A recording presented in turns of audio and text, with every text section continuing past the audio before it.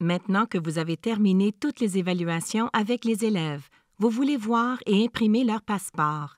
Le passeport de l'élève donne un aperçu personnalisé des résultats d'évaluation obtenus par l'élève.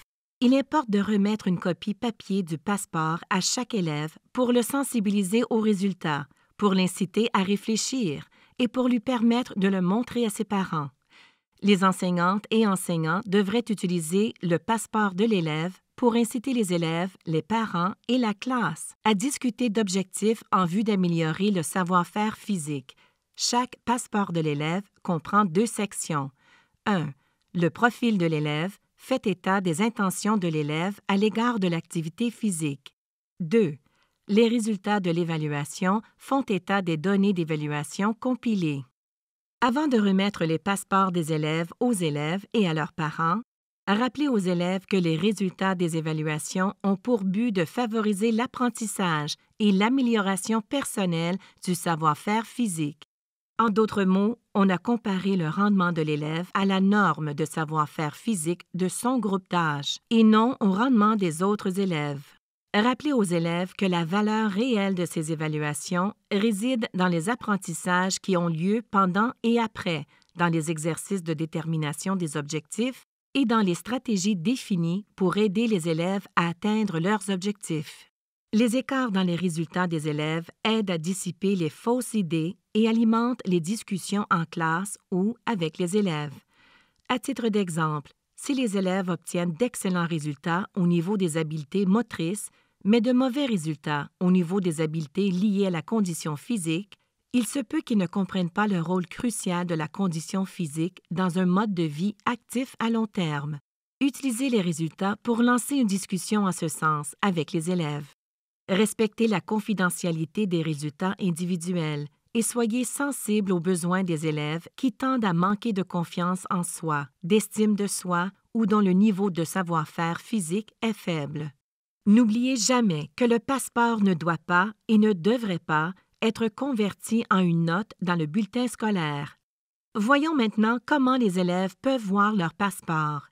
Ils doivent d'abord cliquer sur « Passeport » et choisir s'ils veulent voir le document en format PDF ou HTML. La version en PDF est préférable pour imprimer le passeport et la version en HTML est préférable pour visionner le passeport en ligne. Si vous voulez consulter le passeport d'un élève en utilisant votre compte d'enseignant, ouvrez une séance. Défilez vers le bas jusqu'à la classe qui vous intéresse. Cliquez sur « Consulter, modifier un compte de classe ». Cliquez sur « Passeport » près du nom de l'élève et choisissez PDF ou HTML. Conseil important pour les enseignantes et enseignants. Si jamais vous voulez imprimer tous les passeports des élèves en même temps, retournez au tableau de bord de l'enseignant, cliquez sur « Passeport de classe », puis cliquez sur « Télécharger les passeports initiales ». Ceci ouvrira une fenêtre avec tous les passeports des élèves au même endroit. Ainsi, vous pourrez facilement les imprimer et les distribuer. Les résultats du passeport de l'élève doivent être interprétés en fonction des directives suivantes. Participation active. Il n'y a pas de notes dans cette section. Les résultats sont de nature informative et présentés en 2 tableaux. Pour diversité des activités, le niveau de participation pour chaque catégorie d'activités et la réponse à la question « À quel point êtes-vous intéressé à pratiquer plus ?» est indiqué près de chaque type d'activité. Lisez attentivement cette section pour cerner les catégories d'activités faibles ou manquantes dans le but de déterminer s'il est possible de répondre aux besoins à la maison ou dans le milieu, à l'école ou aux 2 endroits, et si l'élève se montre prêt à en faire plus, s'il en a l'occasion, c'est-à-dire son degré de motivation. Dans le cas de l'environnement, examinez à quel endroit les élèves sont les plus actifs ou les moins actifs. Que pourriez-vous faire pour ajuster votre programme de manière à exposer vos élèves à divers environnements, comme offrir des activités sur la glace ou dans les airs? Compétences de vie. Un niveau général est attribué à chaque catégorie: ressentir, réfléchir, interagir, soit nouveaux participants, participants apprenants, participants familiarisés, participants accomplis.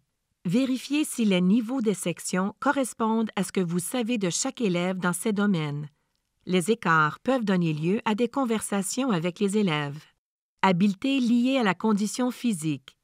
Un niveau combiné est établi pour les évaluations portant sur l'ensemble des habiletés liées à la condition physique, nouveaux participants, participants apprenants, participants familiarisés, participants accomplis, pour refléter les habiletés liées à la condition physique examinées dans chaque évaluation. Endurance aérobique et cardiovasculaire, équilibre et stabilité dynamique, force du tronc. Habileté motrice.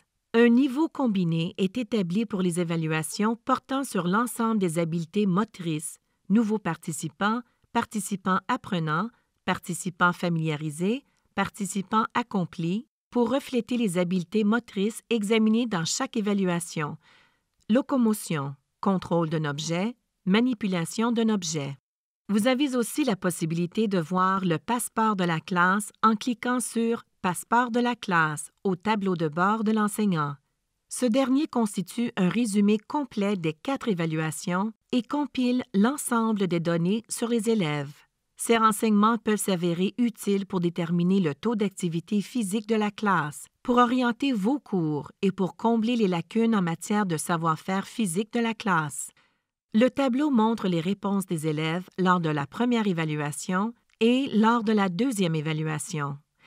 Il affiche aussi le taux plus ou moins pour chaque question ou évaluation. Pour consulter les résultats propres à une évaluation particulière du passeport de la classe, allez au tableau de bord de l'enseignant et cliquez sur « Sommaire » à gauche de l'évaluation qui vous intéresse.